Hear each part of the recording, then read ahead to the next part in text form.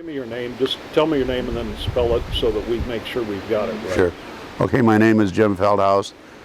Jim is common spelling. Feldhaus is spelled F-E-L-D-H-A-U-S. What day is today? Tuesday, the 8th of June, isn't it? Yep. Huh? Yep. Jim, now you spent a lot of time looking at the Jodi Huisentruit case, and can you tell us briefly how you got started in this and what your progress has been so far? Well, the way I got started is about a year before Jodi disappeared or was abducted. We had a very similar case here in southeastern South Dakota, and I think I found out that Jodi had been abducted on the evening of the 27th, Tuesday the 27th of 1995, from local media, the TV. And I immediately contacted Mason City PD, and I said, we've got a look-alike about a year ago up here in South Dakota, and I think you have some kind of a serial killer going here.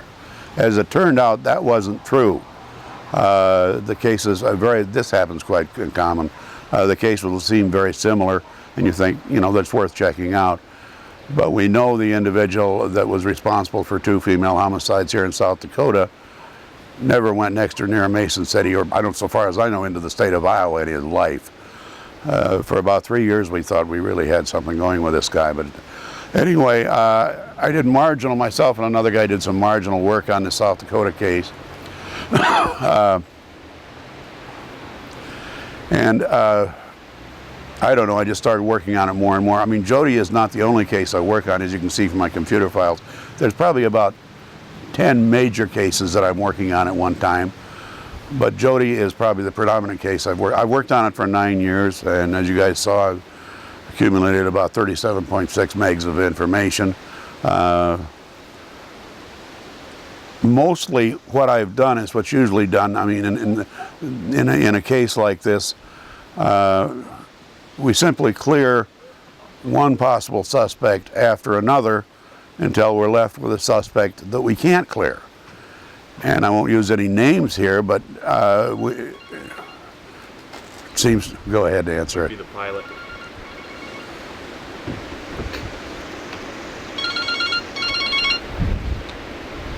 Hey, can I call you back? Okay, anything big? Okay, see you later. Bye. What, pilot? One of the guys from the station, no. Oh. Jeez. Anyway, I'm sorry. Commercial airliner just bodies all over. That camera isn't running, is it? It is, but that doesn't matter. So anyway, you've accumulated a lot of information on Jodi, and yeah, I accumulated a lot of information on Jodi and her lifestyle, and she was really a very good kid, kind of an all-American girl, really, and she certainly didn't deserve anything like this. But as I mentioned before, I mean, we've got one individual we can't seem to clear. And things have happened now here several years ago that make me believe even more so that he's involved. Whether he is or not, I don't know. There's certainly not any ground to arrest him or anything like that, but there are a lot of pointers towards this. Based on the information that you've gathered from various sources, what do you think happened that night to Jodi? I'm not quite sure. I think she had overslept. Annie Cruz, I'm going to get this name wrong, guys. Amy Coons? Amy Coons called her at about 4. That means she had to enter the parking lot about 4:30, maybe 4:45. As she was going to the car, she was attacked. She was attacked from behind. A scream was heard. Apparently she was struck and dragged unconscious or dead to the assailant's waiting vehicle. Now from there on in, it's pretty much conjecture. Who did this, or why did they do it? What's their motive? She didn't really have any enemies. I mean, she got along with people. She had a great number of friends. She wasn't involved, as been brought up several times, she wasn't involved in any investigative reporting and investigating some group or individual that was breaking the law. She wasn't trained to do that. She wasn't interested in that. From the onset, I thought she was a victim of a sexual homicide, that is, a so-called serial killer. any attractive, and they're all attractive, female anchor woman is probably working in a high vulnerability job, because some of these guys are real head cases and they're watching her and they come up with all kinds of things. And besides Jodi, 2 other anchor reporters have been killed in this country in the last 9 years. So from the onset, that was pretty much my thought. Now, I'm not quite sure about that anymore. Getting back to clearing suspects, I mean, I think this Donald Blum, or what, Blum is his name? The guy that murdered Katie Poirier, he's doing life. Well, they got him out of Minnesota because they would have killed him in Oak Park Heights. He was cleared. Captain Mike Halverson actually went and he worked on that, and he found out the night that Jodi was abducted, Donald Blum was in Fairview Hospital. It's across the river there in Minneapolis, with some sort of asthma attack or something. So we can account for his time 100%. And that's a good example of clearing somebody. Certainly Donald Blum had the mentality for doing these terrible things, but in this case he didn't. And usually we're able to clear people that well.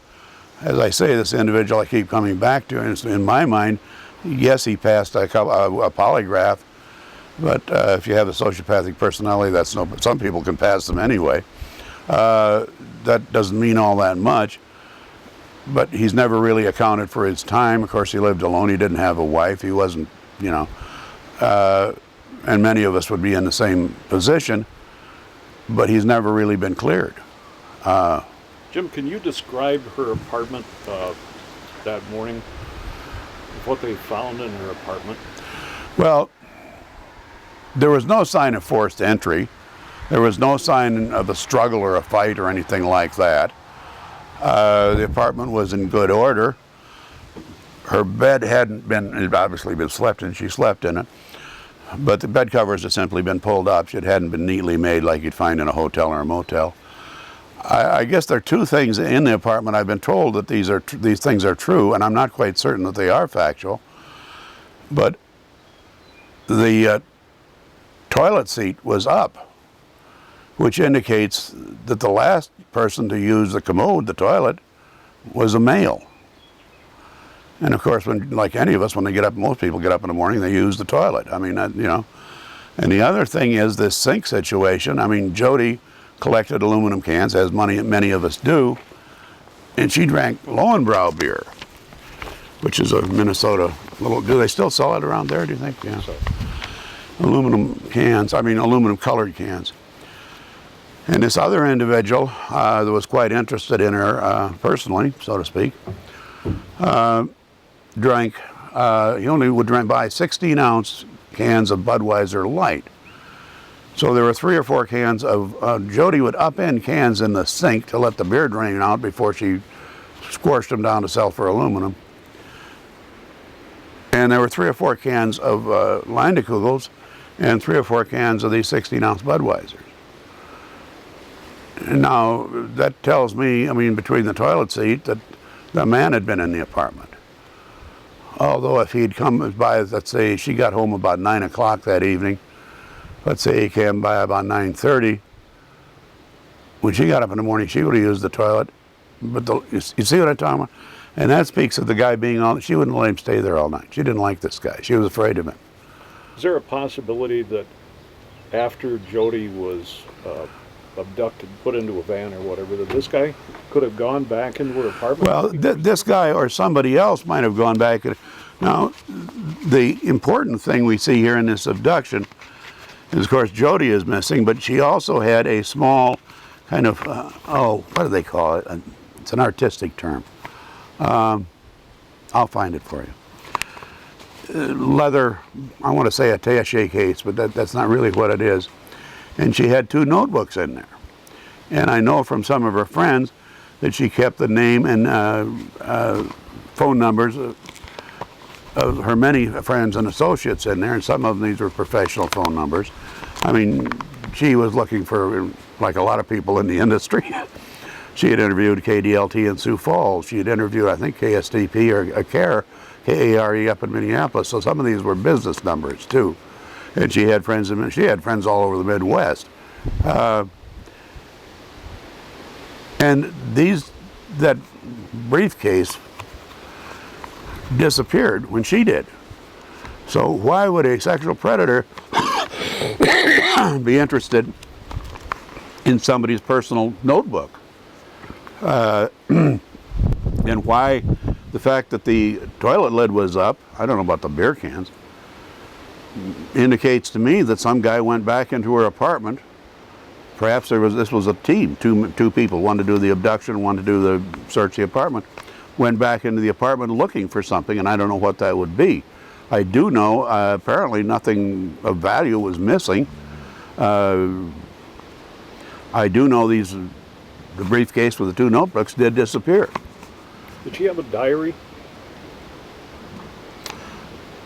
It seems to me I heard something like that. I think I heard that from Joanne. Was the diary missing from the apartment? I don't know. I think. How do you, you've spent a lot of time doing this. How do you, I mean, you're a guy who obviously has a lot of experience. How do you get access? I mean, you're well respected by the law enforcement community, I guess is what I have to say. By some of them. Yeah.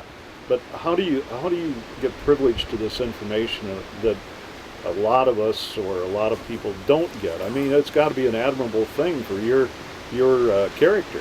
Well, the way I mean, my background is in collections. I don't mean collecting stamps or bad debts. I mean collecting information. There's a lot of ways to collect information. My primary way, the internet didn't come out here until '97. But for the last 7 years, it's media off the internet. Now everybody thinks that, you know, in intelligence work we have some kind of a James Bond type that did with, you know, that never happened. There's an awful lot of information, even on a state or national basis, is collected by reading newspapers, reading technical magazines. It's nobody walking around with a knife in their boot and a gun in their back pocket. You don't carry guns anyway, because if you're pretending you're a librarian, and why are you carrying a gun?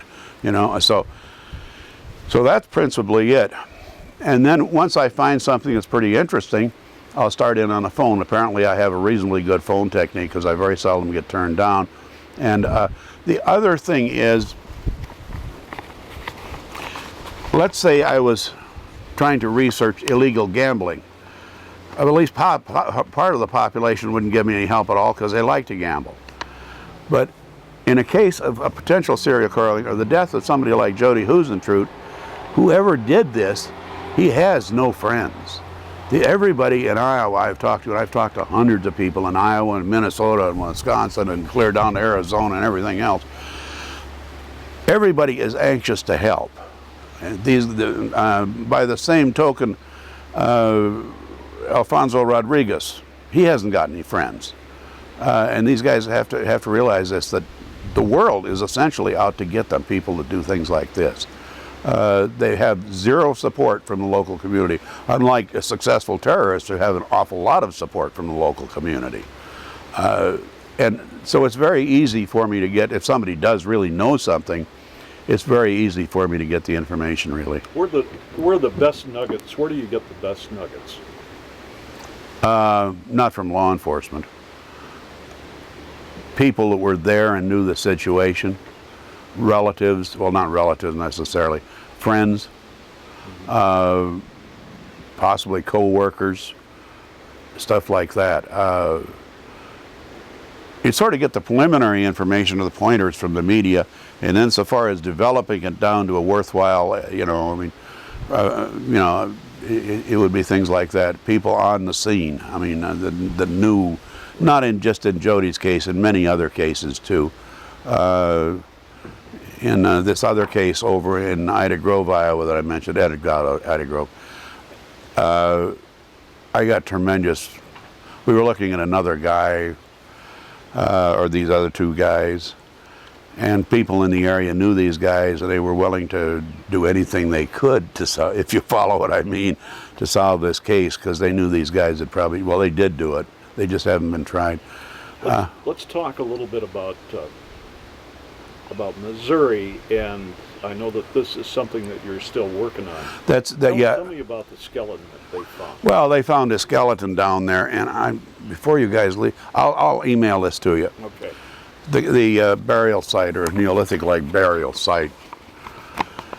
Girl disappeared back in February of 2003, or March of 2003, and they found her in February of this year in a large, very heavily forested, remote national park, federal park down there.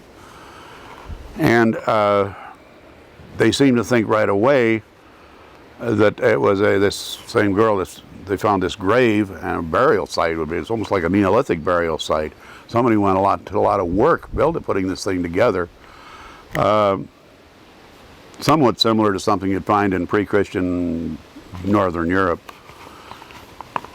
The only thing is, the girl they think they found in the burial site that disappeared back in March of 2003, her description doesn't match the description of the skeleton. The girl that disappeared had very poor dental work, and this girl, like Jodi, had excellent dental work. So the question remains, about what I can't figure out, how would she get clear down to Missouri? Then again, the Newton, Iowa area is pretty close to the Missouri border, isn't it? And doesn't that take us back to somebody we both have talked about? This is quite close to Branson, Missouri. Maybe somebody had gone down there to listen to the music. I don't know if I'm saying we know anybody that's in. I just something I never checked out. But if you're ever talking to anybody, they might mention that. I mean, isn't that Branson country western music? Yeah. Yep. Well, somebody might be quite interested in that, and they could go down there very easily. It's right down I-35. You can't miss.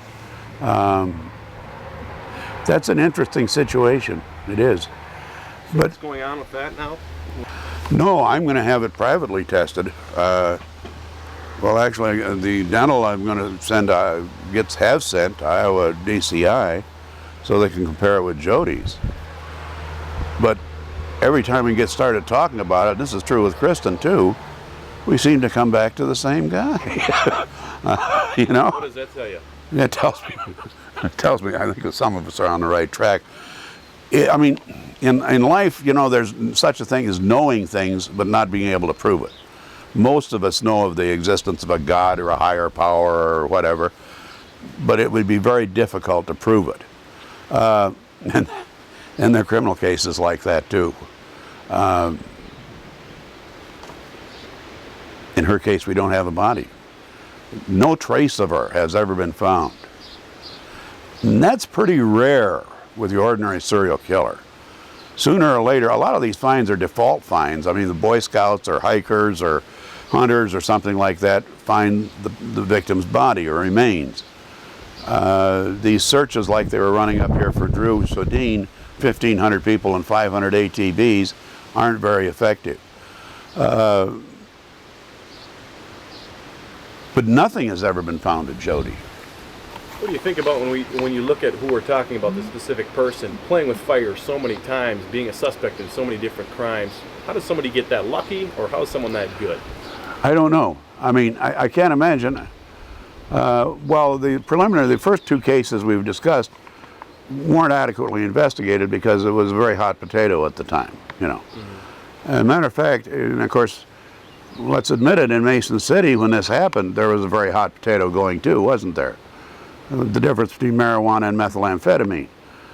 And I don't know. Josh, we're going to have... Yeah, you're going to have... What? I don't know. I haven't looked on. You want me to go and look for weather? Of course, he can do it better than I can. I mean, give him a call too, see what he's thinking. I think we should do that before anything. Let me give him a call. I've got to get some water and get something to drink. Josh, You can just set that up. I don't want to ruin $500 worth.